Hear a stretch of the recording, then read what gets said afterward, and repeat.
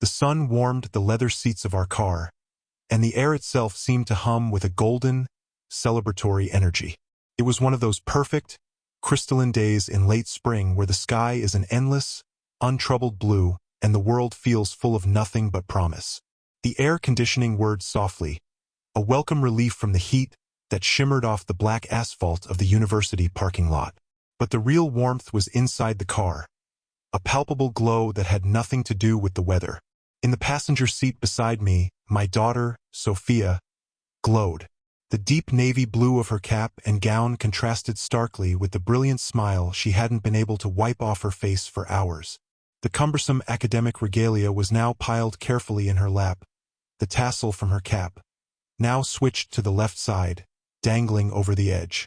She clutched the leather-bound diploma holder as if it were made of glass, her fingers tracing the university's embossed seal over and over again. "I still can't believe it's real," she said, her voice laced with a wonder that made her sound like the little girl who used to believe in fairy tales. "For years. It feels like a lifetime and a single second all at once." I glanced over at her, my own heart so full I thought it might burst. "I can believe it," I said, reaching across the console to squeeze her hand. "I've watched you work for this every single one of those seconds. You were a force of nature, Sophia. You absolutely earned this day." The ceremony had been long and filled with the usual pomp, but I wouldn't have missed a single minute of it. Hearing her name called, Sophia Elena Reyes, magna cum laude asterisk, had sent a bolt of pure, undiluted pride through me. I'd screamed and clapped until my hands were raw, tears streaming down my face behind my oversized sunglasses. She had walked across that stage with a grace and confidence that belied the many late nights, the moments of doubt, the cups of coffee, and the sheer, grueling effort it had taken to get there. Now the formalities were over. We were heading to her favorite restaurant, a fancy Italian place downtown where her father and younger brother were already waiting, ready to continue the celebration. The plan was perfect. A leisurely drive through the familiar tree-lined streets that led from the university back into the heart of the city, retracing the route we'd taken 1,000 times over the past 4 years. It was a journey that felt like a victory lap. The back seat was a testament to the day's joy, a riot of colorful flower bouquets, their sweet fragrance filling the car, a few deflated balloons, and a pile of congratulatory cards. Every time I checked the rearview mirror, I saw the physical evidence of how loved she was, how celebrated. "Remember your first day?" I asked, navigating the car out of the sprawling campus and onto the main boulevard. "You were so nervous you almost made me throw up." She laughed, a bright, free sound that was the best music I'd heard all day. "Oh my God, I was a mess. I thought I was going to get lost forever in the science building. And I was convinced my roommate would be a monster. And instead you got Chloe," I said, smiling. Chloe, who was now like a second daughter to me, was meeting us at the restaurant. "Exactly," Sophia sighed contentedly, leaning her head back against the seat. "It all worked out. It all actually worked out." We drove in a comfortable, happy silence for a few minutes. I watched her from the corner of my eye. She was no longer my little girl, but a young woman, poised on the precipice of everything. The world was wide open for her. She had a summer internship lined up, an apartment secured with Chloe for the fall, and a future that shone as brightly as the sun on the windshield. The worries I'd carried as a mother, about grades, about her happiness, about her finding her path, melted away in the face of this tangible success. This was it. This was one of those pure, uncomplicated moments of parental joy you spend 2 decades working toward. The road ahead was familiar and comforting. We were about 10 minutes from the restaurant. I could already picture the table, see the proud look on her father's face, hear the clink of glasses as we toasted to her future. The light ahead turned green. I signaled, beginning to slow down for the upcoming turn onto Cedar Avenue, our usual shortcut through the park. It was a beautiful, curving road canopied by old oak trees, the perfect, peaceful capstone to a perfect day. Everything was exactly as it should be. The air was warm. My daughter was a college graduate. The world was orderly, safe, and beautiful. I had no reason to believe that in the next 30 seconds, that entire perfect world would be shattered, and that the young woman beside me, still buzzing with triumph and joy, would speak the words that would save our lives. The turn onto Cedar Avenue was as automatic as breathing. For 4 years, it had been our route. It cut through the sprawling city park, a lush, green oasis that offered a serene, shaded alternative to the clogged main arteries of the city. It was more than a shortcut. It was a ritual. We'd driven it in every season, surrounded by the fiery palette of autumn leaves, the silent, snow-dusted branches of winter, the hopeful bloom of spring, and now, the deep, vibrant green of early summer. It was the road where we debriefed after tough exams, where she'd confessed her anxieties about the future, where we'd sung along to the radio with the windows down. It was woven into the fabric of our shared history. My hand rested lightly on the turn signal, the familiar click, click, click, a comforting sound that matched the rhythm of our day. The light was green. The intersection was clear. I began the gentle, well-practiced motion of turning the steering wheel. That's when it happened. Mom! The sound was a needle scratching across the record of our perfect day. It wasn't my daughter's voice of moments before, light and full of laughter. This was different, sharper. Urgent. It was a tone I'd heard only a handful of times in her life, when she'd called to tell me she'd been in a minor fender bender, when she'd found out her beloved high school teacher had passed away. It was a voice that signaled the end of normalcy. I paused, my turn half initiated, the car now angled toward the entrance of Cedar Avenue. I glanced over at her. What is it, honey? Did you forget something? Her face had changed. The radiant joy was gone, erased as if by a sponge. Her skin, which had been flushed with excitement, was now pale. Her eyes, usually so bright and expressive, were wide, fixed not on me, but on the road ahead, on the familiar tree-lined entrance to Cedar Avenue. She was staring at it as if it were a precipice. "Don't turn there," she said. The words were clear, unequivocal. They weren't a suggestion or a question. They were a plea, laced with a cold, stark fear that was utterly incongruous with our surroundings. I was completely baffled. The wheel was still turned. The car was idling, partly blocking the lane. A driver behind us gave a polite tap on the horn, urging me to complete the turn or move. "Sophia, what on earth? This is our way. It's the fastest route. Your father is waiting." My logic was sound, practical. It was the logic that had gotten us through 4 years of schedules and deadlines. Cedar Avenue was the way. She shook her head, a quick, jerky movement. Her hand flew out and gripped my forearm, her fingers surprisingly strong. "No, Mom, please. Just don't. Go straight. Take the next turn." Her touch was cold. Her fear was a live wire, transferring directly from her skin to mine. The driver behind us honked again, longer this time, impatient. I was trapped at the crossroads in every sense of the word. To my right was the familiar, the logical, the planned, the path of celebration. To my left was the unknown, the irrational, the detour that would make us late, that would disrupt the perfect script of the day. But straight ahead was my daughter's face, etched with a terror I could not understand and therefore could not dismiss. The light turned yellow. I had a second to decide. Logic, or my child. With a muttered curse of confusion and frustration, I straightened the wheel and hit the accelerator, lurching the car through the intersection just as the light bled to red. I had abandoned our turn. I had chosen her inexplicable fear over my own reason. The driver behind us, now stopped at the red light, shook his head in clear annoyance as we drove away. The comfortable silence in the car was now a thick, tense void. The celebration was over. The victory lap had been rerouted into uncharted territory, and I was left driving straight into a mystery, my heart pounding with a dread I hadn't felt moments before, all because of a mother's choice to listen to a plea she could not comprehend. The car surged forward through the intersection, leaving the turn to Cedar Avenue behind us.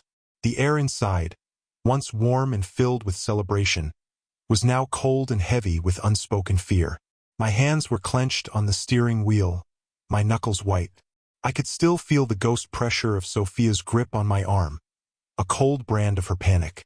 "Sophia," I said, my voice tighter than I intended. I tried to soften it. "Honey, what was that? Did you see something?" I scanned the road ahead, the sidewalks, the rearview mirror. Everything looked normal. People were walking their dogs. Kids were riding bikes. The world was utterly, infuriatingly ordinary.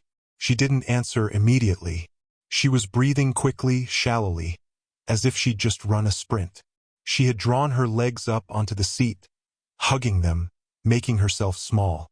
Her gaze was locked on the passenger window, but I don't think she was seeing the passing houses or shops. She was seeing something else entirely. I don't know," she finally whispered, the words trembling. I had a feeling. The feeling. The explanation was so inadequate, so maddeningly vague, that a spike of irrational irritation shot through me. We were late. We'd annoyed other drivers. We'd abandoned our perfect plan for a feeling. A feeling about what? I pressed, trying to keep the frustration out of my voice. "Sophia, that road is perfectly safe. We've driven it 100 times. Was it a dog? A person that looked suspicious?" I was grasping at straws, trying to insert logic into a situation that had none. "No, it wasn't anything like that," she said, her voice rising with a defensive, almost desperate energy. She turned to look at me then, and what I saw in her eyes made my irritation evaporate instantly. It was pure, undiluted terror. It was the same look she'd had as a little girl when she'd woken from a nightmare about monsters in the closet. A primal, certain fear that exists outside the bounds of reason. "It was a wave," she stammered, struggling to find words for something that had no words. "It just washed over me, like ice water, the second you put on the turn signal." She hugged her knees tighter. I just knew. I knew with every cell in my body that we could not go down that road. That something terrible was there. She wasn't just saying it. She was reliving it. A full-body shudder racked her frame. A few tears, born of fear and frustration, escaped and traced paths through her meticulously applied graduation makeup. "It felt final," she added, her voice dropping to a haunted whisper. "Like if we turned, that was it. Game over." The phrase, "game over," spoken in her trembling voice in the bright sunlight of a celebratory day, was more chilling than any detailed premonition could have been. It wasn't a prediction of a traffic jam or a fender bender. It was an existential certainty of doom. My practical, plan-driven mind short-circuited. There was no rational box to put this in. This was my honor roll student, my logical, science-minded daughter who prided herself on her skepticism. This wasn't her. And yet, the terror contorting her features was undeniably, gut-wrenchingly real. The argument died in my throat. You can't argue with a tremor. You can't logic away a visceral reaction that has physically shaken someone. Her plea hadn't been a whim. It had been a survival instinct, loud and screaming from a place deep within her that neither of us understood. I reached over, pried one of her hands from its tight grip on her leg, and held it. It was like holding ice. "Okay?" I said softly, all frustration gone, replaced by a dawning, uneasy awe. "Okay, sweetie. It's okay." We didn't turn. I said the words to comfort her, but I was also trying to comfort myself. Because if her feeling was that powerful, that certain, then what exactly had we just avoided? The question hung in the air between us, suffocating and immense. The perfect day was gone, replaced by a mystery that was far more important than any dinner reservation. We were driving away from Cedar Avenue, but we were driving straight into the unknown, guided by nothing but the chilling echo of a daughter's plea. The silence in the car was no longer comfortable. It was a battleground. On one side was the palpable, icy terror radiating from my daughter. On the other was my own mounting frustration and a stubborn, desperate need for the world to make sense again. We had driven 2 blocks past the intersection. The detour meant navigating a labyrinth of unfamiliar residential streets, adding precious minutes to our journey. My phone buzzed on the dashboard. A text from my husband, Mark. * everything okay? We got a table outside. Waiting for you guys. *. The cheerful message was a dagger. Everything was not okay. The perfect narrative of the day was crumbling. "Sophia, this is ridiculous," I said, the words coming out harsher than I intended. I gripped the wheel tighter, my focus divided between the confusing side streets and the emotional tempest beside me. "We're going to be late. Your father and brother are waiting. We're lost because of a feeling?" I heard the dismissive air quotes in my own voice and immediately regretted them. But I couldn't stop. The planner in me was having a meltdown. What could possibly be on Cedar Avenue? A fallen tree? A water main break? That's not a reason to act like we're in a horror movie. She flinched as if I'd slapped her. The vulnerability on her face hardened into something defensive and hurt. "I told you, I don't know what it is," she shot back, her voice trembling with a mixture of fear and anger. "I'm not doing this to be difficult, Mom. Why would I? This is my day too. I want to get to the restaurant." "Then why are we doing this?" I demanded, taking a wrong turn and having to brake abruptly at a dead end. I slammed my palm against the steering wheel in frustration. "This is insane. We're driving in circles because you got a chill." "It wasn't a chill," she cried, her voice breaking. "God, you're not listening. It was a warning." It was like every instinct in my body screamed. And oh, can't you understand that? Or do you just need everything to have a neat little explanation all the time? The accusation hit its mark. She was right. I did need a neat explanation. I needed schedules and routes and logical reasons. I did not need my daughter having psychic episodes at major intersections. "Honey, I'm trying to understand," I said, forcing my voice into a calmer register, the one I used when she was little and scared of thunderstorms. "But you have to give me something more. Did you have a dream? Did you hear something on the news? Think." "I'm not crazy," she yelled, the tears finally spilling over. "And I'm not a little kid you need to pacify. I'm telling you, I just knew. Isn't that enough? Isn't my word enough for you?" That was the heart of it, wasn't it? Was her certainty, however inexplicable, enough for me to override my own logic, to derail our plans, to trust in something I couldn't see or measure? I looked at her, really looked at her. This wasn't a tantrum. This was a profound distress. She was genuinely, deeply shaken. The honor student, the debate champion, the young woman who built her life on evidence and reason, was begging me to believe in a ghost. The GPS on my phone rerouted with a bland, electronic chirp. Asterisk in 500 feet. Turn right. Asterisk. I took a deep, shuddering breath. The fight drained out of me, leaving behind a cold pool of dread. My daughter's well-being was more important than a schedule. Her peace of mind was more important than being on time for dinner. "Okay," I said, my voice quiet and defeated. "Okay, Sophia, your word is enough. I'm sorry. I'm listening now. I didn't understand. I probably never would. But the argument was over. I had chosen her. I would follow this irrational detour wherever it led, not because I believed in her premonition, but because I believed in her. The logic of the map had lost. The illogical, terrifying truth of my daughter's fear had won. We drove on in a tense, fragile silence, the unspoken question now hanging between us heavier than before. What horrible thing had her fear just saved us from? The argument ended not with a resolution, but with a surrender. My daughter's raw, terrified certainty was a force greater than my logic, my plans, my need for order. The GPS chirped again, its cheerful digital voice a grotesque parody of guidance. Asterisk, proceed to the route. Asterisk, the route to where? To a delayed dinner? To an unexplained anxiety? I followed its instructions, turning onto a narrow street lined with quiet, unfamiliar houses. Each yard, each parked car, felt like a monument to how far we had strayed from our perfect day.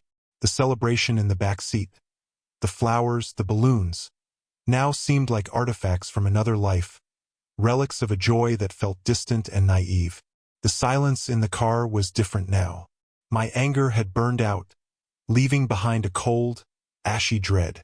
Sophia was no longer pleading or arguing.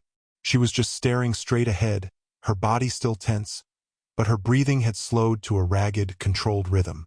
She was watching, waiting. The initial wave of panic had receded, replaced by a grim, hyper-vigilant anticipation. I kept glancing at her, then back at the road, my mind racing. What was I doing? Humoring her?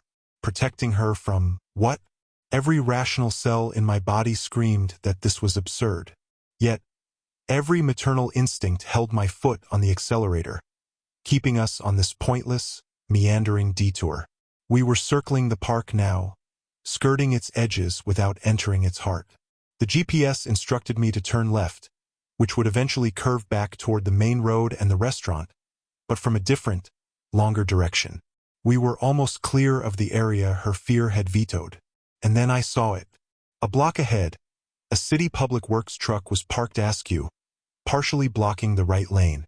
2 orange traffic cones were set up behind it. My heart gave a little thud of vindication. See?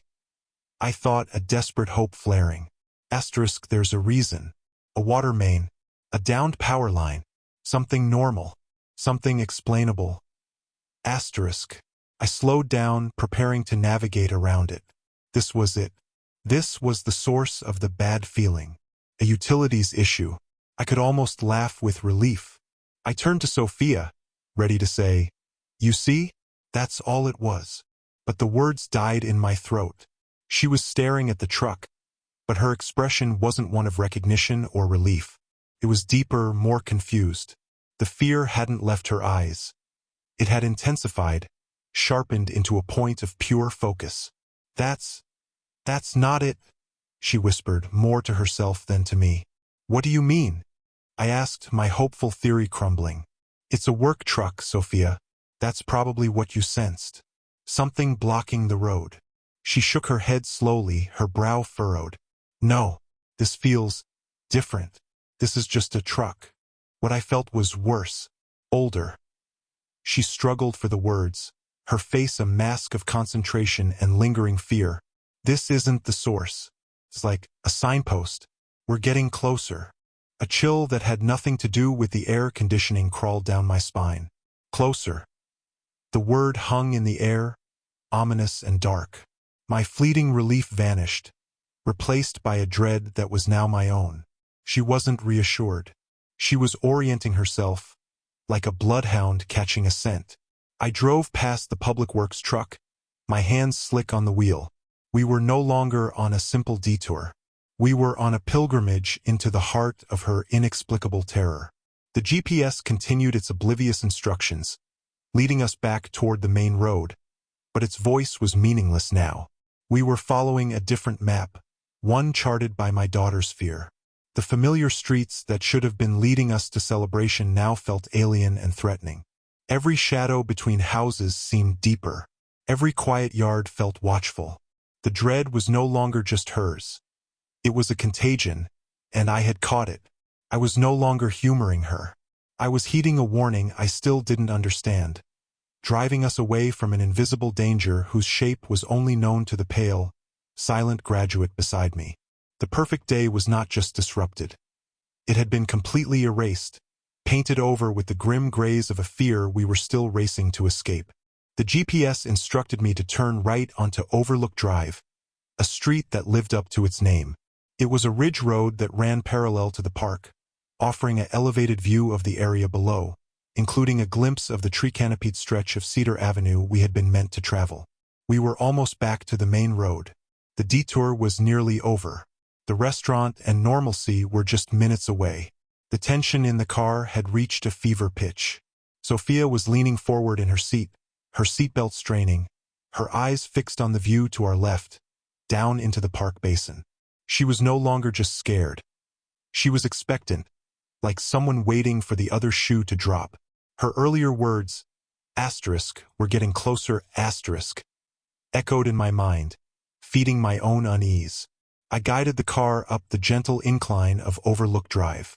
As we neared the crest of the hill, the full panorama of the park and the surrounding streets unfolded below us. And then we saw it. Not a fallen tree, not a water main break. My foot instinctively slammed on the brake. The car jerked to a halt in the middle of the quiet residential street. "Oh my God!" I breathed. The words were less a statement and more an involuntary expulsion of air, punched from my lungs by the sight below. Cedar Avenue was gone. It wasn't just blocked. It was erased, transformed into a nightmarish tableau of chaos and violence. The entire area was a kaleidoscope of flashing lights, red, blue, white, strobing against the serene green of the park trees, creating a dissonant, terrifying disco of emergency. Police cars, their doors hanging open, were angled haphazardly across the road. An ambulance, its rear doors gaping, was parked next to a fire truck that was still unfurling its hoses. But the centerpiece, the heart of the horror, was the wreckage. Two cars, no, the mangled remnants of what had once been two cars, were twisted together in a grotesque metal embrace in the middle of the intersection. One was flipped onto its side, its roof crushed. Glass glittered like malevolent confetti across the asphalt, catching the flashing lights. Debris was scattered for 50 yards. Paramedics and firefighters moved with that specific, urgent purpose that speaks of life and death. They were clustered around the wreckage, using heavy, terrifying tools to pry apart the metal. To get to someone inside, the scene was utterly, devastatingly silent from our vantage point. The distance swallowed the sirens, the shouts, the screams that must have existed. It was a silent movie of destruction, making it somehow more surreal, more horrific. We sat there, frozen. The argument, the frustration, the doubt, it all vaporized in the face of this brutal, objective reality. My mind, desperate for order, tried to piece together a timeline. The accident had just happened. Minutes ago. Seconds, maybe. The exact minutes we would have been there. The exact seconds I would have been making that turn. A coldness seeped into my bones. A deep, fundamental chill that had nothing to do with the temperature in the car. I slowly, mechanically, turned my head to look at Sophia. She wasn't looking at me. Her hand was pressed over her mouth, her eyes wide with a horror that was no longer anticipatory, but confirmed. She was staring at the scene below, and she was weeping silently, great, heaving sobs that made no sound. There was no vindication in her expression. No, I told you so. There was only the awful, soul-crushing sight of the disaster she had somehow felt coming. The revelation was not a thought. It was a physical sensation, a vacuum in my stomach, a ringing in my ears. The understanding was absolute and left no room for anything else. We were not looking at a traffic accident. We were looking at our own graves. Her feeling, her plea, her terror. It hadn't been a feeling at all. It had been a memory of a future that never happened. The silent movie of horror playing out below us seemed to freeze. The flashing lights stuttered in my vision. The world narrowed to the crushing weight in my chest, the metallic taste of adrenaline flooding my mouth.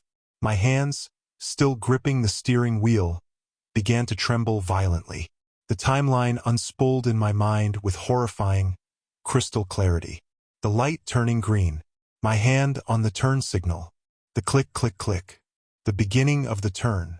We would have been right there, right in the heart of that metal carnage. At that exact moment, the math was simple and devastating. The distance from the intersection where we'd stopped to this point on Overlook Drive was a 2-minute drive, maybe 3 with the wrong turn. The accident was fresh. The first responders were still arriving, their vehicles still moving into position. This had happened moments ago. Moments. A difference measured in heartbeats. In the single second it took for Sophia's voice to cut through the air. In the split-second decision I made to straighten the wheel instead of complete the turn. I saw it, not as a possibility but as a fact. Our car, with its celebratory balloons in the back window, sliding into that intersection.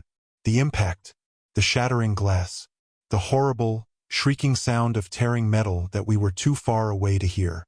My daughter, in her cap and gown, pinned in the wreckage. Or worse, the icy realization didn't just wash over me. It plunged me into a deep, frozen lake. It was a physical coldness that started in my fingertips and spread inward, seizing my heart, my lungs. Couldn't breathe. I couldn't speak. I could only stare at the proof of our mortality displayed below like a brutal exhibit. This wasn't a near miss. This wasn't a close call. This was a divine intervention, a rewrite of fate. We had been pulled back from the precipice by an invisible hand, a hand that had spoken through my daughter's voice. I looked at her again. She was still crying, her shoulders shaking, her face pale and waxy.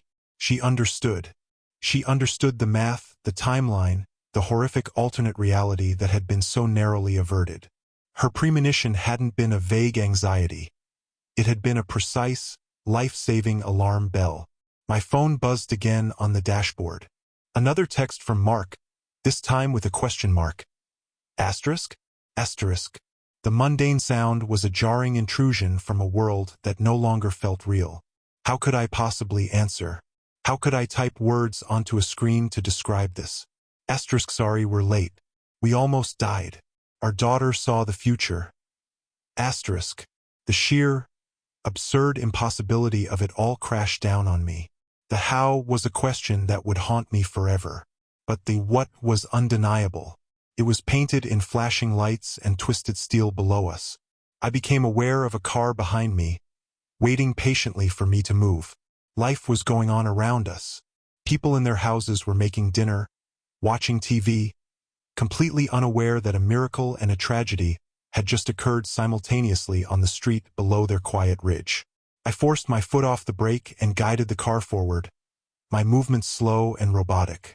We drove in a silence thicker than any we had ever shared. The celebration was not just forgotten. It felt like a lifetime ago. We were different people now. We were survivors of a shipwreck that had happened in dry dock. The icy realization settled into my bones. A permanent winter. We had escaped a physical collision. But we had been irrevocably struck by the knowledge of how fragile it all was. How a perfect day could be obliterated in a second. How the only thing standing between us and that twisted metal had been a feeling. A mother's choice to listen to a daughter's desperate, unknowable truth. The chill of that understanding would never, ever leave me. The rest of the drive to the restaurant was a blur. The familiar streets felt like a film set, a convincing replica of a world that had just proven itself to be fundamentally unpredictable and terrifying. I parked the car, but for a long moment, neither of us moved. We just sat there, encased in a bubble of shared shock. The image of the wreckage burned onto the backs of our eyelids. The question hung in the air between us. 知道而沉默. It was a presence in the car, a third passenger we had brought with us from the overlook. How did you know? I didn't voice it. Not yet. The words felt too big, too dangerous. To ask was to step into a realm that had no rules, no maps. It was to acknowledge that the bedrock of reality, cause and effect, time as a linear river, was, in fact, shifting sand.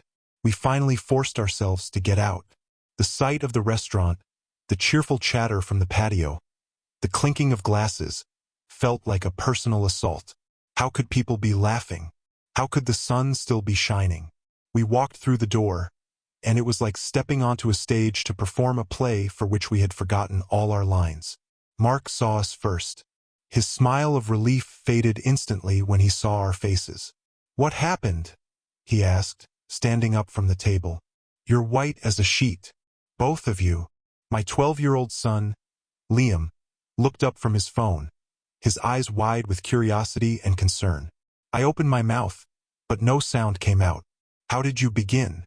Sophia just stood beside me, clutching her diploma holder like a lifeline, her eyes red-rimmed and distant. "There was an accident," I finally managed, my voice hoarse. "On Cedar Avenue. A bad one. We saw it. It was the barest skeleton of the truth, but it was all I could muster."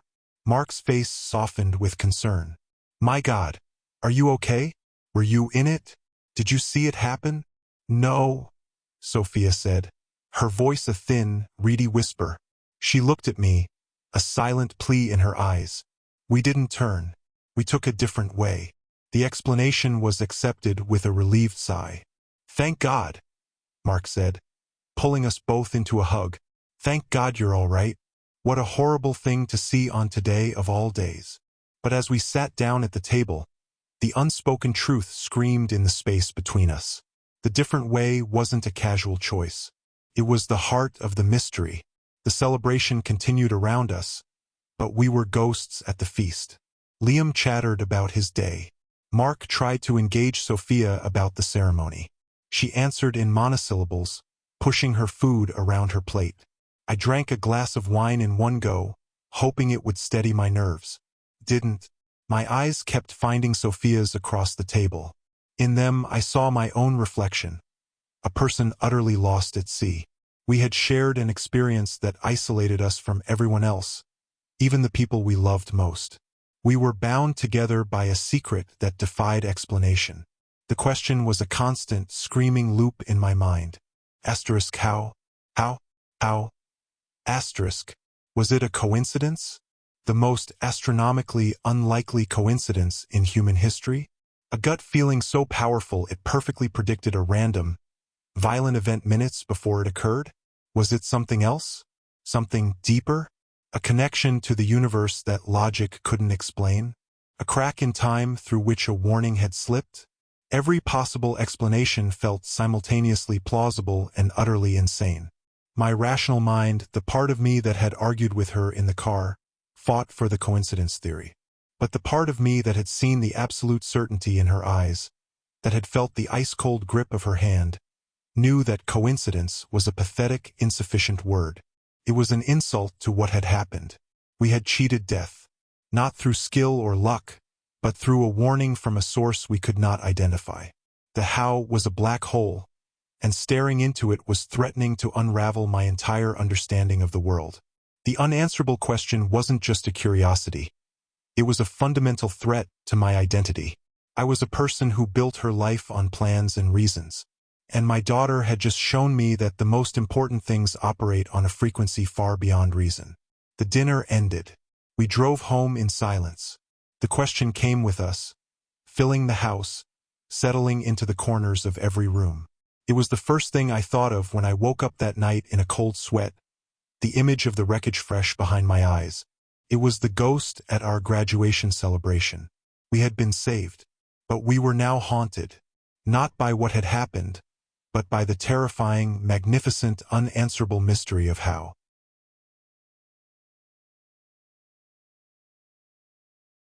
The days that followed were quiet.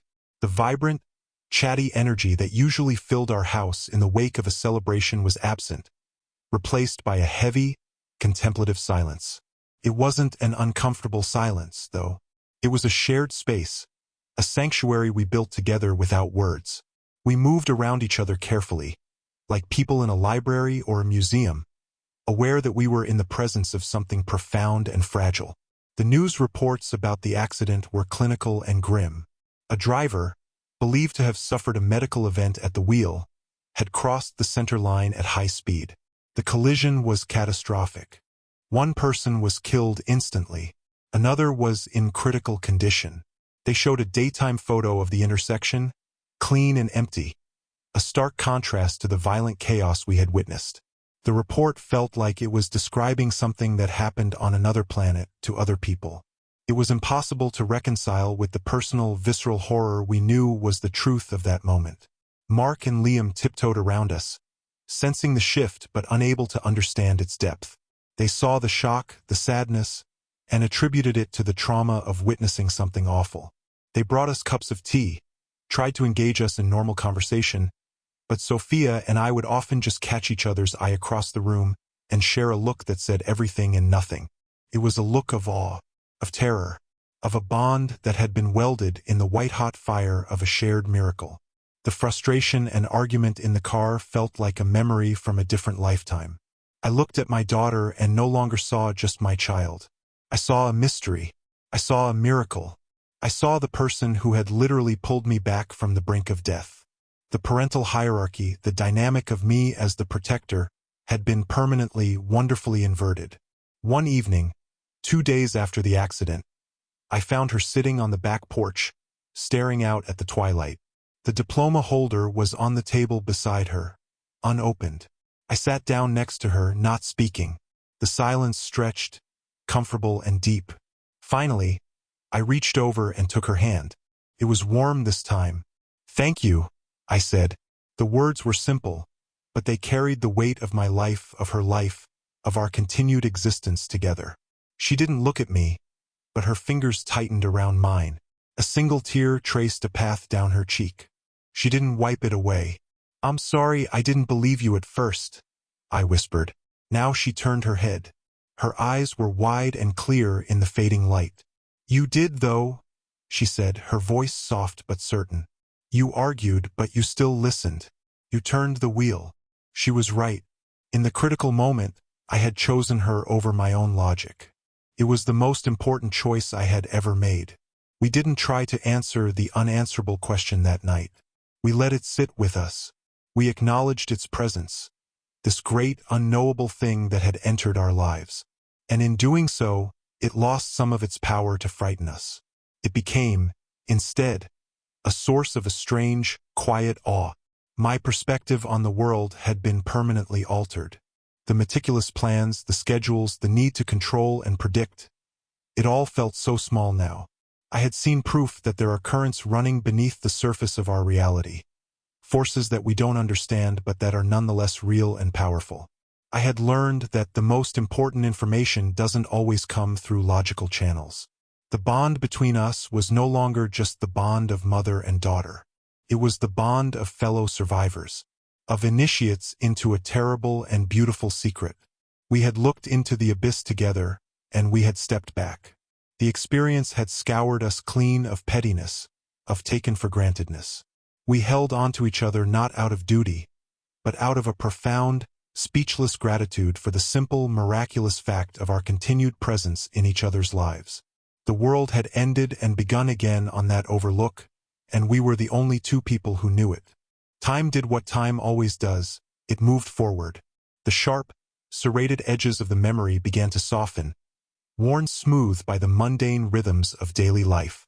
The image of the wreckage didn't vanish, but it receded, becoming a photograph stored in a mental album we rarely opened. Life, in its relentless way, demanded our attention. There were jobs to go to, groceries to buy, a future to build. Sophia moved into her apartment with Chloe. We helped her unpack boxes, hanging curtains and assembling IKEA furniture. The ordinary act of building a new life felt like a quiet act of defiance against the chaos we had witnessed. It was a commitment to the future she had so nearly lost. We never spoke of it to Mark or Liam in any greater detail. The story remained, for them, a tragic accident we had fortunately avoided. To try and explain the truth would have been to try and describe a color they couldn't see.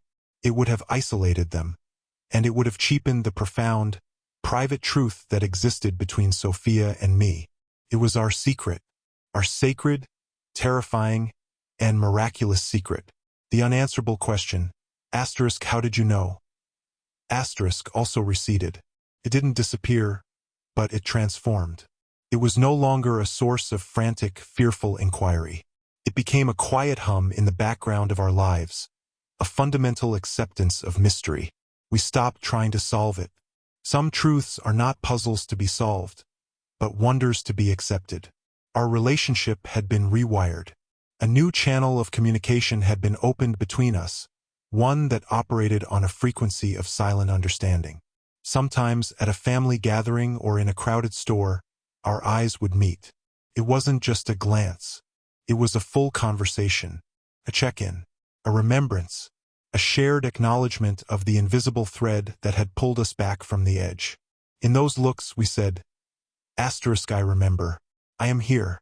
You are here. We are still here. Asterisk. The fear never entirely left me. I became a more cautious driver.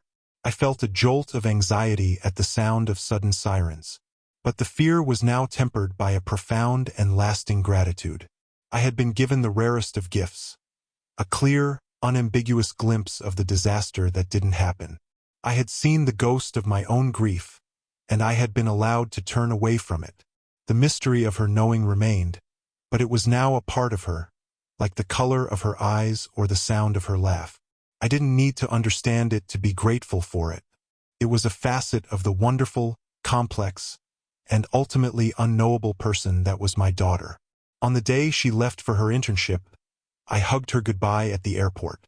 I held her tighter and longer than I usually would. She didn't pull away. "Be careful," I whispered into her hair.